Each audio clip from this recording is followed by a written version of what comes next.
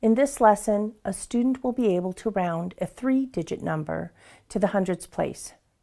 In previous lessons, students have learned to round 2-digit numbers to the nearest tens place using tools such as a number line and hundreds chart. Students will not be taught tricks or rules for rounding 3-digit numbers.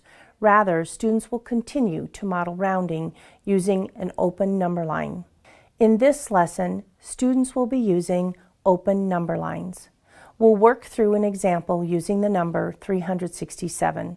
I will draw my open number line, labeling the two hundreds that surround 367, 300 and 400.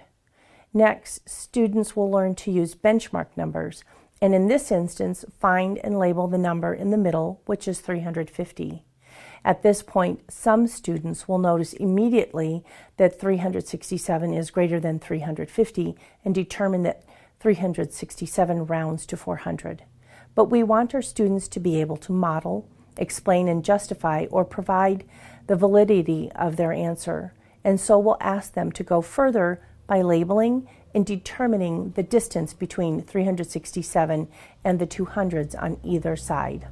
I know that 367 is greater than 360, but less than 370, making my place value of 367 right about here. Now I can determine the distance between 300 and 367 as 67. The distance between 400 and 367 is 33, and we can now prove that 367 is closer to 400. It is important that students are able to use models to explain their final answers. In this way, we can determine the level of understanding of the student. If we just taught them the rule or trick, their success would be determined by their ability to remember the rule.